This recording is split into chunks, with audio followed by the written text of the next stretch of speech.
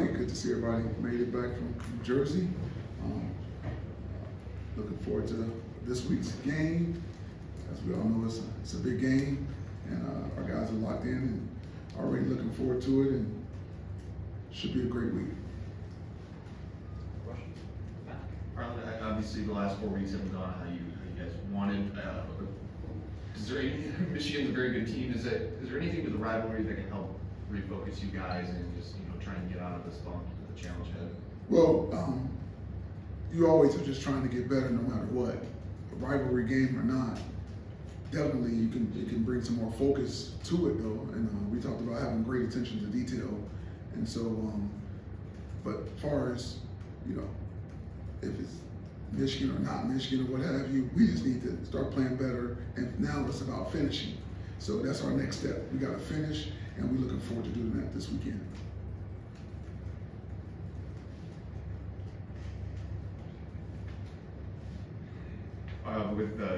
Mark obviously had a lot of success in this rivalry, and you were here for all of those things.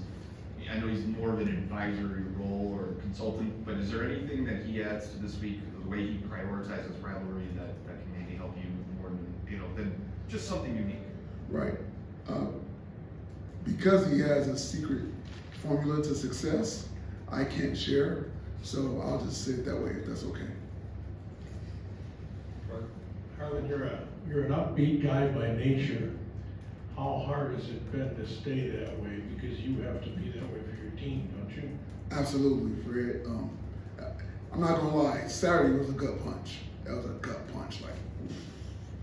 But as a man, as a leader, you have to step up in those situations and try to just get understanding of what it's all about, the big picture, and then relay it to the young men. I told them, hey man, in life, adversity is going to hit, and that's when you find out who a person really is in the midst of adversity. And so I'm no different. So I have to step up and be the person I say that I am, and present that to them so they can have an example to possibly look to.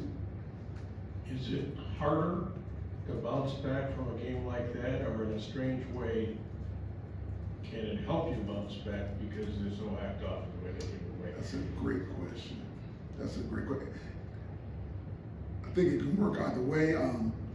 We said the 24-hour rule, and sure enough, 24 hours, you gotta get rid of it and let it go.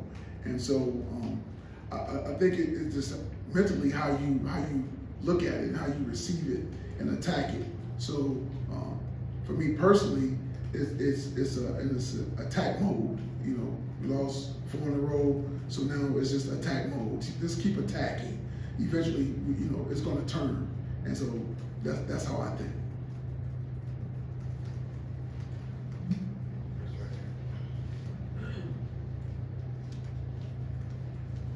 I'm wondering about the special teams mistakes the last couple weeks, couple games.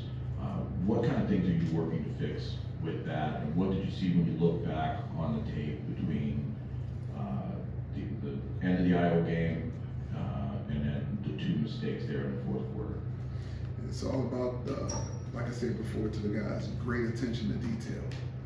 Things that have been covered, you can't, So I told our guys this, shout out to my father, rest his soul, but he used to have a bunch of sayings, right? A bunch of sayings. And one he used to say all the time, I remember from, I was a little guy, but he used to say, when the crowd starts hollering and the lights get hot, that's when I want to know if you can do it or not. And so crunch time, when the game is on the line, can you perform and do what you're supposed to do? Attention to detail, discipline, do your job. You don't have to do anything extra. Doing your job is making a play. And so when our guys get to that point, the offense, defense, and special teams, that's when we're going to be playing to the best of our potential. Late in games, trying to finish them out, and you just do it, just being disciplined. Because again, doing your job is making a play. Michigan, obviously, good team so far this year. They haven't played a schedule that maybe lets people know exactly who they are. But I'm wondering what you see when you watch them and what sort of challenges they present compared to anybody else you face this year. They're very disciplined in what they do, offense, defense, and special teams. They play hard, and they have a good passing game as well as running game. They got a good balance, and they just do a good job. They do a good job of coaching those guys up and putting them in position to make plays. They're a good football team. Harlon, from your time as a player to now, what has changed the most in this rivalry for you? What has changed the most? I don't know if much has changed. So as a player, didn't win as many as I would like to have won, but as a coach, have won more. So that's changed.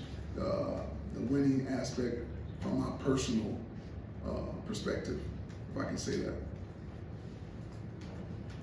Harlon, obviously, everybody remembers what happened after the game last year. I was wondering what you thought about where the team's at, and is that something you addressed going into this week with what happened and maybe keeping stuff on the field? That's it. We're focused on this year and just playing the game 11 on 11 on the football field, because that's all that matters. And that's where our focus is. 11 on 11 on the football field. You get plenty of chance to get out there and get after them and play hard and all the other stuff. We're moving forward past that. Do you sense that this week has been different for your guys at all? Well, we just got back together today, this morning. So we had the practice, but already to say it, yes. It's only been, today, but yeah, they know what it is. They know what it's about, and the importance of this game to us here at Michigan State. I guess kind of in what ways has it been different? You mentioned, the 24-hour rule and turning the page quickly. Something like this, do you think it has helped them to move forward? Yes, I think so. Knowing that, hey, we got this team coming up, and I told them, let's be honest about it. They don't care that we lost the last 4 games. They're gonna come after us no matter what, right? And we would do the same thing, right? So we got to get ourselves together and move forward. So that's why the 24-hour rule is so important. Harlon, I don't want to go to this saying anything and get you in trouble. But Coach D made this rivalry personal. He called it personal. He revived the rivalry with his actions. And it's always been personal to you. Do you have to sell it all on your players, or do you bank on it being personal to them too, if you know what I mean? I do know what you mean. So you go back to Coach Perlis. That's what I always go back to, because that was my head coach here, and how he talked about it and gave the history of it and all of that. So in today's world of transfer portal and all of that, and you're trying to get them to understand as well. You try to get them to understand, because you don't really know until you play in it. And so you might, even some guys, you're trying to, hey man, this is serious, this is big time. It's the best rivalry in football, in my opinion. And so you're trying to tell them, but sometimes they just don't know until they play. I've heard many guys say, even if it's freshmen, and in their first game against these guys, say, oh, I see what you mean now. So sometimes it don't matter. You can say all you want throughout the week. It's not until afterwards sometimes, but once they get in it, do they really understand what you've been trying to tell them? That leads me to ask you when it became personal for you. Was it when you played in it? Absolutely. Coach Perlis, I blame Coach Perlis. I always say that. Rest his soul. But I blame, but yeah, he got me fired up. That's all. And then I've been that way ever since 1985, man. So it is what it is.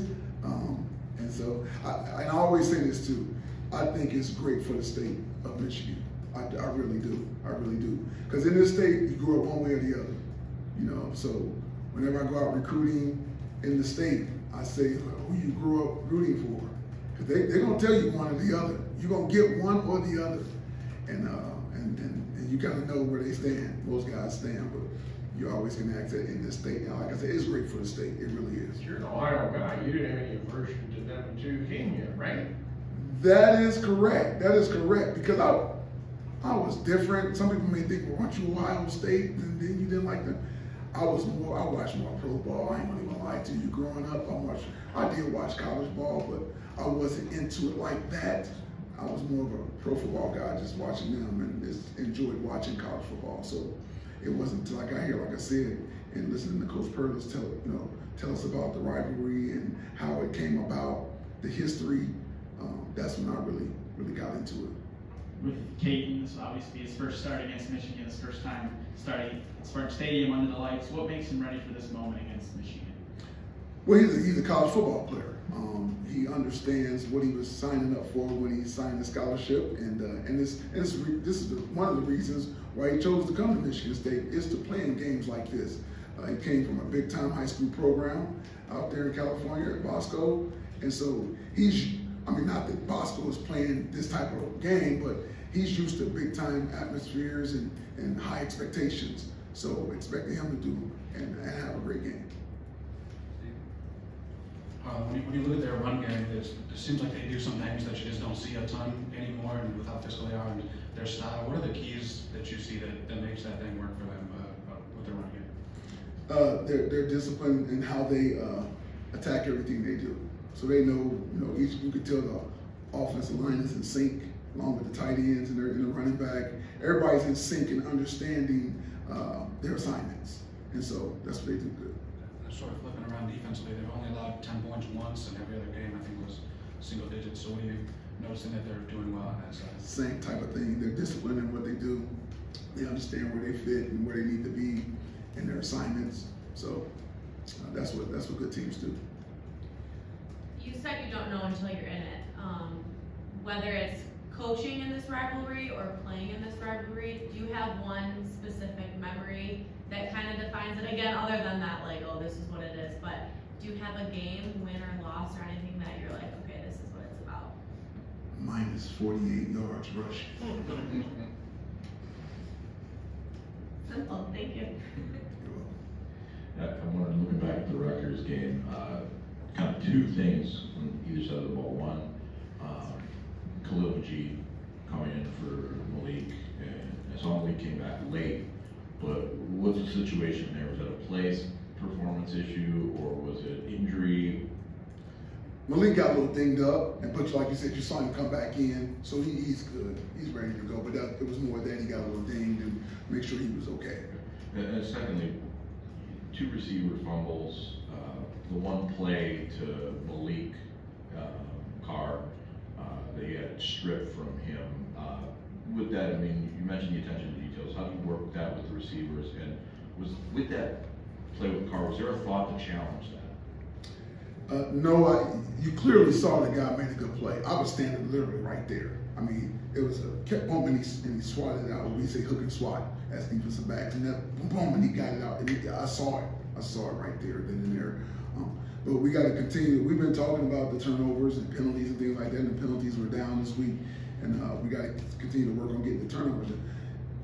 We have to just secure the ball, the best we can. I even talked about, getting two hands on it some kind of way. As soon as you catch it and tuck it away quick and put two hands up there, no matter whatever you have to do to secure the ball. So we're working on it. Our offensive staff is a heck of a staff, and they're going to keep working on it and getting our guys to where they can hold on to the ball once they have it.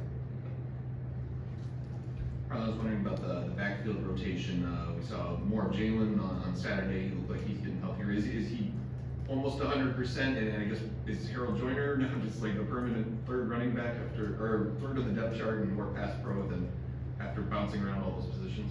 Yes, yes to that question on everything that you said. Jalen Berger, I thought looked really good out there on Saturday.